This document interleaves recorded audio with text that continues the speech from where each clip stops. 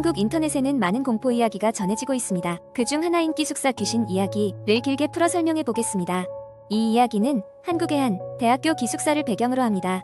기숙사는 오래된 건물이었고 그만큼 많은 전설과 괴담이 떠돌고 있었습니다. 학생들은 처음에는 그런 이야기를 흘려들었지만 시간이 지나면서 기숙사에 뭔가 이상한 일이 벌어지고 있다는 것을 알아차리게 되었습니다. 이야기는 한 여학생, 지연으로부터 시작됩니다. 지연은 지방에서 올라와 처음으로 기숙사 생활을 시작하게 되었습니다. 기숙사에서의 생활은 낯설었지만 곧 익숙해질 것이라 생각했습니다.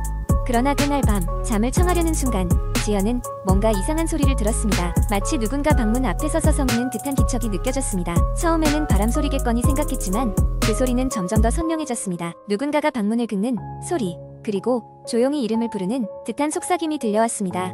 지연은 무서웠지만 용기를 내어 문을 열어보았으나 복도에는 아무도 없었습니다. 그저 기숙사의 오래된 형광등이 깜빡이는 것만이 보일 뿐이었습니다. 이 사건 이후로 지연은 연속해서 이상한 꿈을 꾸기 시작했습니다. 꿈속에서는 항상 같은 장면이 반복되었습니다. 기숙사 복도 끝에 있는 작은 방, 그 방으로 들어가면 창백한 얼굴의 여자가 앉아있고 그녀는 울고 있었습니다. 지연은 그 여자에게 다가가 말을 걸려고 하지만 갑자기 눈을 뜨면 항상 자신의 방 안이었다는 것을 깨달았습니다. 어느 날 지연은 용기를 내어 친구들에게 이 이야기를 털어놓았습니다. 놀랍게도 다른 친구들 또한 비슷한 경험을 했다고 고백했습니다. 그들은 모두 같은 소리를 들었고 기묘한 꿈을 꿨다고 했습니다. 이에 친구들은 기숙사에 얽힌 전설을 조사하기로 결심했습니다. 조사를 통해 알게 된 것은 과거 이 기숙사에 살던 한 여학생이 불의의 사고로 생을 마감했다는 사실이었습니다. 그녀는 학교 선배에게 괴롭힘을 당한 끝에 극단적인 선택을 했고 그 이후로 그녀의 영혼이 기숙사를 떠돌고 있다는 것이었습니다. 학생들은 그 여학생이 평소 앉아있기를 좋아한 방이 어디인지 알아냈는데 그 방이 바로 지연이 꿈속에서 본 그 방이라는 것을 알게 되었습니다. 지연과 친구들은 그 방에 가보기로 결정했습니다. 그 방은 지금은 쓰이지 않아 쓸쓸함이 감돌고 있었습니다. 방 안에 들어서자 한기가 몸을 감쌌고 갑자기 창문이 열리며 차가운 바람이 불어들어왔습니다. 공기가 무겁게 느껴졌고 누구라도 그곳에 오래 머무르고 싶지 않았습니다. 하지만 그들은 그 여학생의 영혼을 위로해주기 위해 기도를 하며 방에 남았습니다. 그러자 신기하게도 방 안에 차가운 느낌이 서서히 사라지기 시작했습니다. 이후로 그들은 더 이상 기숙사에서 이상한 소리를 듣지 않게 되었고 기묘한 꿈도 꾸지 않게 되었습니다. 이 이야기는 기숙사 학생들 사이에 빠르게 퍼져나갔고 시간이 흐른 후에도 기숙사에 신입생이 들어올 때마다 전해지는 이야기가 되었습니다. 오래된 기숙사 건물은 여전히 그 자리에 있지만 그 후로는 큰 사고나 이상사건이 발생하지 않았다고 합니다. 이야기를 들은 학생들은 기숙사를 조심스레 대하게 되었고 새벽에 기숙사 복도를 돌아다니는 것을 피하게 되었다고 합니다. 이처럼 한국의 기숙사는 오래된 만큼 많은 이야기를 품고 있으며 때로는 이러한 공포 이야기가 학생들 사이에 전해지며 전설이 되어가기도 합니다. 두 번째 이야기 한국 인터넷 커뮤니티에서는 가끔씩 소름 끼치는 공포 썰이 올라오곤 합니다. 이 중 한 편의 긴 이야기를 소개하겠습니다. 이 이야기는 어느 가을 밤 외딴 시골에 위치한 작은 마을에서 시작됩니다. 나는 어렸을 때부터 외가댁에 자주 놀러 갔었다. 그곳은 산을 끼고 있는 작은 마을로 도시의 소음과는 거리가 먼 평화로운 곳이었다. 그러나 어느 여름 가족들과 함께 외가에서 지내던 중 그 평화로움이 깨지는 사건이 일어나고 말았다. 그날은 내가 10살 되던 해의 여름이었다. 외가댁 마당에 누워 반짝이는 별들을 보면서 한가롭게 시간을 보내고 있었고 어른들은 달빛 아래서 신선 노름이라도 하는 양 3, 4, 5 모여 술잔을 기울이고 있었다. 밤이 깊어지면서 주변은 더욱 고요해졌고 나는 다시 한번 별을 세다 잠이 든 듯했다. 그런데 갑자기 마당 한가운데에서 이상한 소리가 들려왔다. 터덜터덜 터덜터덜. 어린 마음에 그 소리가 무엇인지 알고 싶어 나는 두려움을 무릅쓰고 살금살금 마당 쪽으로 다가갔다. 소리가 나는 방향을 향해 한 발자국 다가갈수록 내 심장은 더 빠르게 뛰었다. 그렇게 마당으로 나가본 순간 나는 그곳에 서 있는 어떤 그림자를 보고 몸이 굳어버렸다. 달빛 아래 선명하게 드러난 것은 한 여자였다. 그녀는 한복을 입고 있었고 머리는 긴 생머리로 덮여 얼굴이 잘 보이지 않았다. 신기한 것은 그녀가 무언가를 찾는 듯 주위를 두리번거리고 있었다는 것이었다. 나는 호기심을 이기지 못하고 조금 더 다가가게 되었고 그 순간 여자가 나를 향해 고개를 돌렸다. 순간적으로 마주한 그녀의 얼굴은 형언할 수 없는 공포 그 자체였다.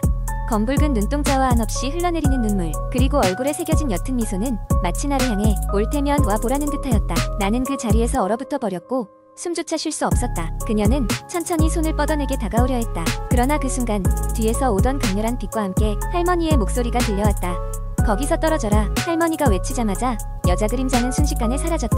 나는 겁에 질려 할머니에게 달려갔고 그녀에게 모든 것을 이야기했다. 할머니는 잠시 침묵하시더니 흥미롭다는 듯 먼 곳을 바라보며 말씀하셨다. 그 여자는 이 마을에 전해 내려오는 전설 속 인물이다. 매년 이맘때쯤이면 나타나서 방황한다고 하지. 이유는 아직도 아무도 몰라. 나는 할머니의 이야기에 귀를 기울이면서 더 이상 이곳에 계속 머물 수는 없다는 생각이 들었다. 그렇게 그해 여름이 지나고 가을이 오기 전 우리 가족은 서둘러 마을을 떠났다. 그 뒤로 나는 다시는 그 마을에 가지 않았다.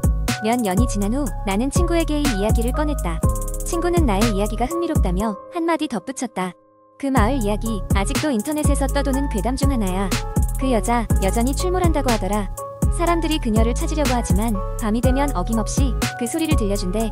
그 후로 나는 그 이야기를 인터넷에서 찾아보았고 매년 이맘때가 되면 여러 사람이 비슷한 상황을 겪었다는 게시물을 발견할 수 있었다. 그러나 아무도 그 여자의 정체를 밝히진 못했다. 나는 그 마을과 더 이상 관련을 맺지 않고 지내기로 했다. 하지만 가끔씩 여전히 그날의 그녀의 모습을 떠올리며 섬뜩한 느낌을 지울 수 없을 뿐이다. 그 여자는 지금도 마을 어딘가에서 방황하고 있는지도 모른다는 생각에 잠을 이룰 수 없게 되는 밤도 있다. 이것이 내가 겪었던 무서운 이야기이다. 공포는 때로 이렇게 멀리 떨어진 곳에서 시작되어 우리의 곁으로 천천히 다가오는 것일지도 모른다.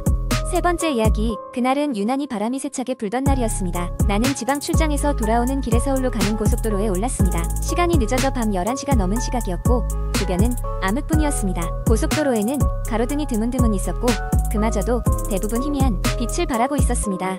차 안에는 피곤한 몸을 끌고 라디오를 켜두었습니다. 라디오에서는 낭만적인 음악이 흘러나오고 있었지만 이상하게도 마음이 불안했습니다. 주위에 다른 차는 거의 보이지 않았고 날카로운 바람 소리와 차, 엔진 소리만이 고속도로를 가득 채웠습니다. 조수석에는 이번 출장에서 받은 서류, 가방과 노트북 등이 놓여 있었습니다. 평소라면 이 시간이면 졸음이 몰려올 시간이지만 왠지 잠이 오지 않았습니다. 머릿속에는 불쾌한 예감이 스치고 지나갔습니다. 몇 분이 지났을까요? 앞쪽 도로에 희미한 무언가의 형체가 보였습니다. 처음에는 무슨 잘못 본 건가 싶었지만 점점 가까이 다가갈수록 그것이 사람이란 것을 알 수 있었습니다. 이런 한밤중에 그것도 고속도로 한복판에 사람이 서 있다는 것은 쉽게 이해가 가지 않았습니다. 그 사람은 멀리서도 알 수 있을 만큼 큰 키에 길게 늘어뜨린 머리가 얼굴을 가리고 있었습니다. 하얀 옷을 입고 어딘가를 응시하고 있었는데 도로를 비추는 가로등 불빛 아래 서 있던 그 모습은 너무나도 비현실적이었습니다. 순간적으로 소름이 돋았지만 나는 최대한 정신을 차리려 했습니다. 아마도 차가 고장난 걸 거야. 도와줘야 할지도 몰라. 라는 생각이 들어 속력을 줄였습니다. 그러나 가까이 다가갈수록 그녀의 모습은 점점 이상하게 변했습니다. 내 차가 그녀의 옆을 지나칠 때 나는 옆눈으로 그녀를 제대로 본 것 같았습니다. 검고 긴 머리 사이로 드러난 얼굴은 흉측하게 일그러져 있었고 마치 나를 쳐다보는 듯한 깊고 어두운 눈동자가 내 눈과 마주쳤습니다. 순간 놀라 핸들을 꺾었고 차는 좌우로 흔들렸습니다. 간신히 차체를 바로잡고 다시 앞을 보았지만 이미 그녀의 모습은 보이지 않았습니다. 불안한 마음으로 주위를 둘러보며 운전을 계속하던 중 몇 킬로미터를 더 달렸을까요? 이번에는 도로 옆 안전지대에 한 대의 오토바이가 멈춰져 있는 것이 보였습니다. 차를 세우고 내리자 도로변에 서 있던 사람은 나와 같은 중년의 남자였습니다. 그는 안색이 나빠 보였고 뭔가에 심하게 놀란 듯한 얼굴이었습니다. 무슨 일이 있었습니까? 라며 다가가 물었더니 그의 말은 더욱 소름이 끼쳤습니다. 조금 전 저 앞에서 이상한 여자를 봤어요. 오토바이를 타고 지나가는데 도저히 그냥 지나칠 수 없을 만큼 기분 나쁜 느낌이 들었습니다. 그래서 멈춰 여기로 돌아왔어요. 그와 이야기를 나누다 보니 그 역시 같은 여자를 본 것이 분명했습니다. 그 여자는 도대체 누구일까?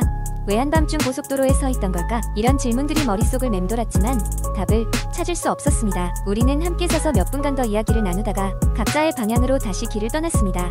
서울로 돌아오는 내내 그 여자의 모습이 머릿속을 떠나지 않았습니다.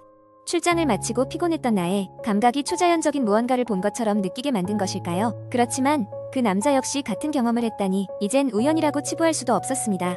결국 집에 도착했을 때는 새벽을 훌쩍 넘어 있었고 커피를 한 잔 마시며 애써 마음을 진정시켰습니다. 침대에 눕자마자 깊은 잠에 빠져들었지만 꿈속에서조차 그 여자의 흉측한 모습이 떠나질 않았습니다. 이상하게도 그날 이후로 나는 그 고속도로를 지날 때마다 불안한 기운에 휩싸이곤 했습니다. 시간이 지나도 그날 밤의 경험은 내 기억 속에 강렬하게 남아있습니다. 그리고 지금도 고속도로를 달릴 때면 어딘가에서 그녀가 다시 나타날까봐 두려운 마음을 떨칠 수가 없습니다. 진정으로 그 여자는 왜 그리고 어떻게 그 밤의 고속도로 한복판에 서 있었던 걸까요? 그 진실은 아마 평생 미궁에 남아있겠지요.